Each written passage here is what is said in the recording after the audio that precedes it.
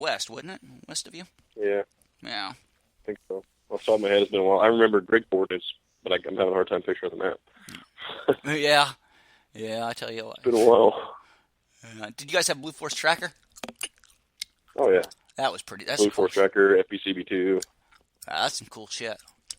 I would just sit there and mess with it sometimes. Man, it was awesome. Like I'd pull up high altitude photos, which at the time I thought was space. Yeah, that was cool. That was some cool shit, man. Sit and shoot each other emails and shit too, as I recall. Yeah, yeah. I sent our battalion major a message. I was bored one day. I was like, hey, I need some fuel. I don't think you ever saw it though. Did you get your fuel?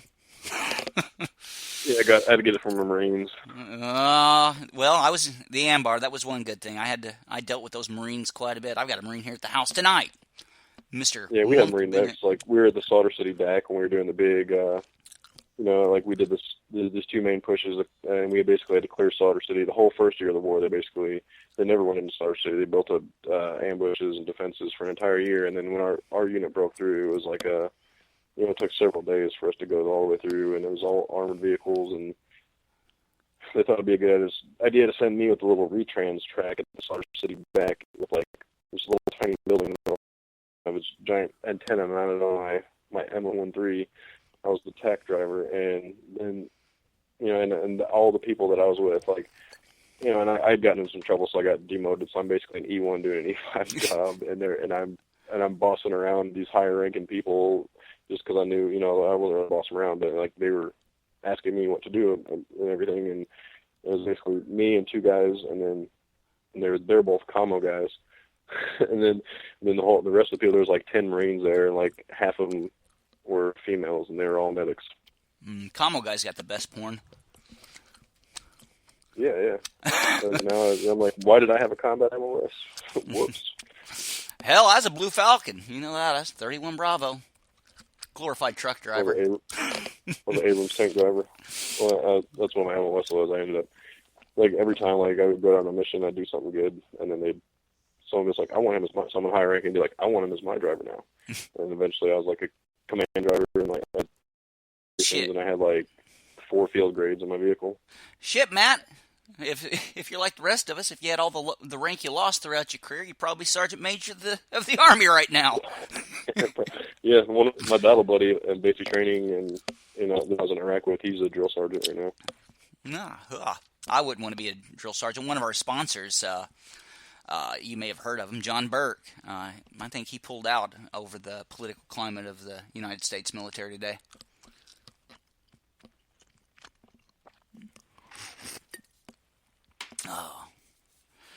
Oh man, I'm about ready for a beer, man. I've drank a lot of coffee. We've killed an hour and a half already, though. Oh, by the way, today's day 7 of me not smoking, so I'm.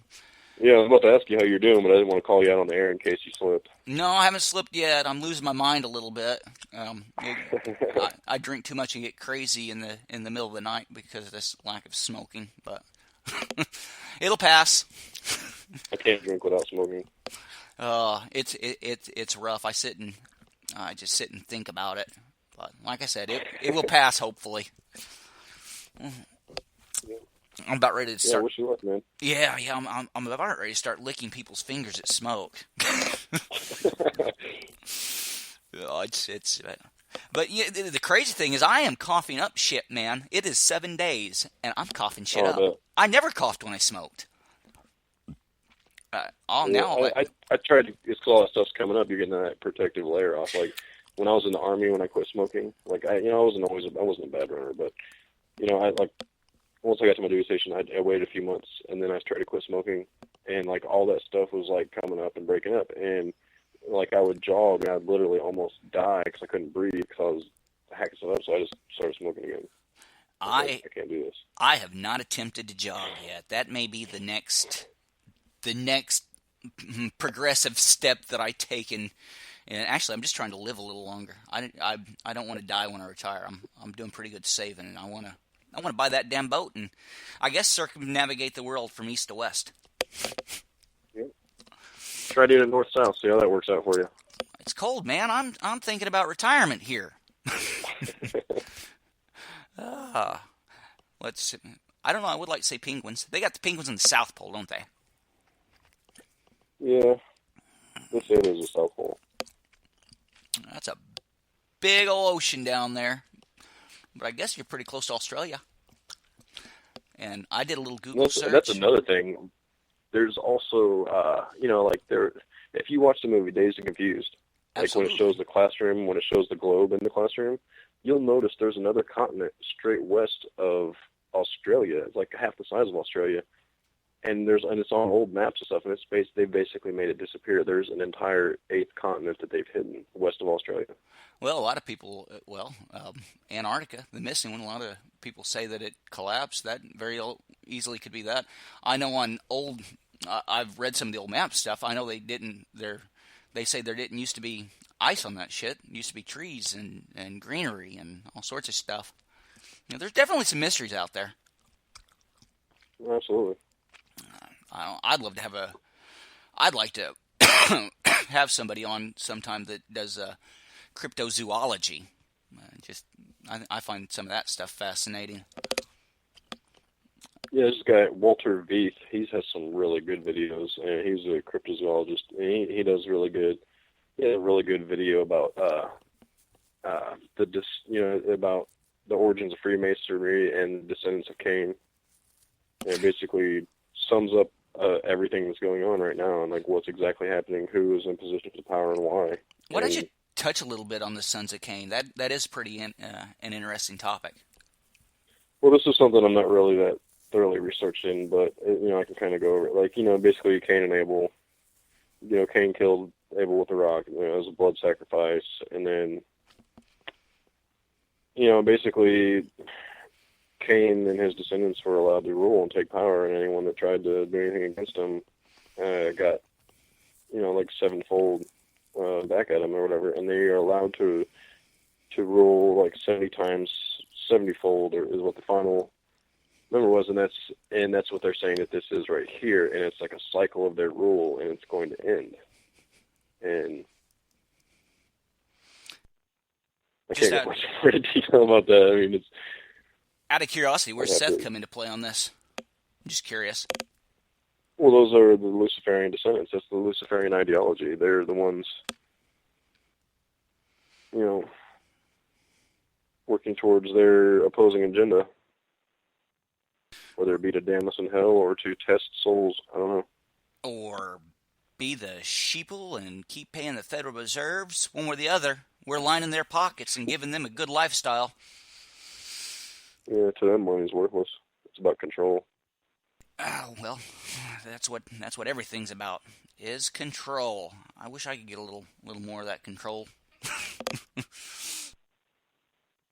They could control people without money, they'd do it. Well, they do have heart, man. They've built that big antenna array. They control the weather, and they control our frequencies. Like the same, basically when I said earlier that every living operating thing basically operates on 3 frequencies between 6 to 8 hertz. And, they're basically taking all these Doppler radars, and, there was a video for the last time that hurricane that went up the East Coast. Like, there was a guy that put out a video 2 days before it happened, and he basically showed the Doppler signature spikes and showed how they were using it to steer the hurricane, and was able to successfully predict exactly where it was going to go. Oh, absolutely. I do believe that our government can control the weather at this point, and probably not just ours. There's probably other governments. I think a lot of the droughts and things that might be some of the behind-the-scenes political fighting that goes on. Oh, without a doubt, man. They've been doing it since the 60s. They just opened up a new HARP in Australia that's 10 times the size of the one in Alaska, like a couple of years ago, and that's when we started having these crazy storms. Crazy weather, crazy earthquakes. All right, and they're going to say that it's global weather and carbon, which maybe some of it comes into play. But maybe if I pay carbon credits, it'll make it okay. Well, right. I don't. I have a moral issue with taxing carbon. I mean, I'm made of carbon. Are we paying the Earth? We're paying these guys to destroy the Earth? Come on. I've got news for everybody. We can destroy ourselves all we want. We ain't going to destroy this damn Earth. we might we might maybe hurt it for a little bit, and in the process eradicate humanity. But this damn rock's going to be out there for a while. Yep. The Bible says it will not be moved. No, not by our little ants. I mean, we don't have any, even with all of our nuclear weapons going off all at one time, this damn Earth will still be here. I know they do have big bombs, but there's a lot of information out about nuclear weapons or hoax. I know there are large weapons, but like in Japan, Nagasaki and Hiroshima, they actually used carpet bombs, like fire carpet bombing. Like they're showing these giant pillars and stuff that have been standing since before it happened, and they're just burnt. And I don't know. I can't speculate enough. I haven't looked into that deeply enough to say whether it's true or not.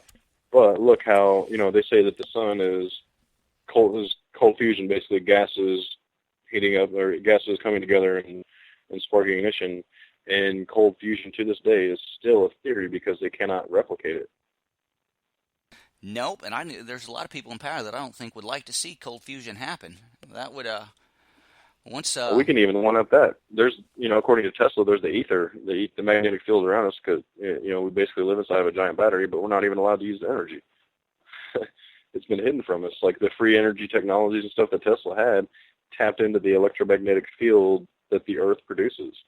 And anybody that doesn't believe that, there is fundamental truth to that. About anybody, I do electronics for a living in a way, but the first kit that most children or anybody that learns about electronics builds is usually a crystal radio set, and there is no battery in a crystal radio set, just a crystal, as it said, and you can put that earpiece up to your ear, and you can hear radio stations. No battery. I've never heard of that. That's crazy. Yeah, they're easy to build too. But and I forget. I think it's a quartz crystal. I could be wrong in this. Quartz crystal, huh? I could be wrong in this, but yeah, look up crystal radio set. You can get them. I'm definitely gonna look into it. Yeah, that's pretty amazing. Used to be able to get them for Radio Shack for like $9 or something. They're not very expensive, but yeah, all it is it's a coil of copper wire where you adjust your frequency and crystal. You could take potatoes. You could take like 6 potatoes and you wire them, and you take you cut open batteries, take out the tin and the copper, and you basically hook it with wires, and you go tin to copper to tin to copper, and you complete a circuit through all the potatoes, and you can power a 60-watt light bulb for like months. Sweet. You can take copper poles and stick them into the ground and draw electricity from the earth. It's called an earth battery. Research earth battery. Well, the earth, all electricity goes to fundamentally goes to ground, and it's an earth ground. That's neutral. Right. Positive to ground. That completes the circuit. Well, Matt, we are at 15 till, and George is following me up, so I definitely don't want to run over, but I'd like to thank you for being a friend of the show and coming on and visiting with me today. Is there anything you'd like to tell our audience, maybe where they can contact you, different things like that? Yeah, I mean, I gave my Facebook. It's matt.browning.146. And, you can get on there and browse through my posts, and if you have any questions or anything, don't hesitate. I mean, I'll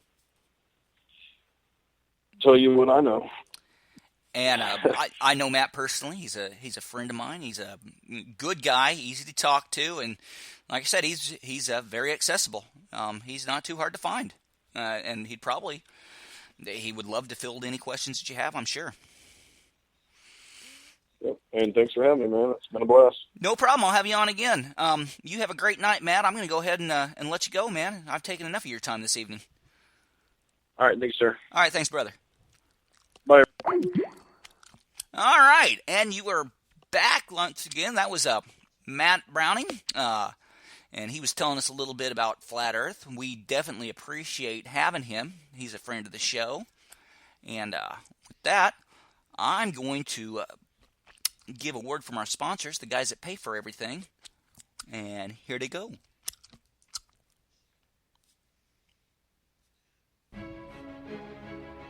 This flag isn't backwards. It's assaulting forward. Bourne was a nation of independence.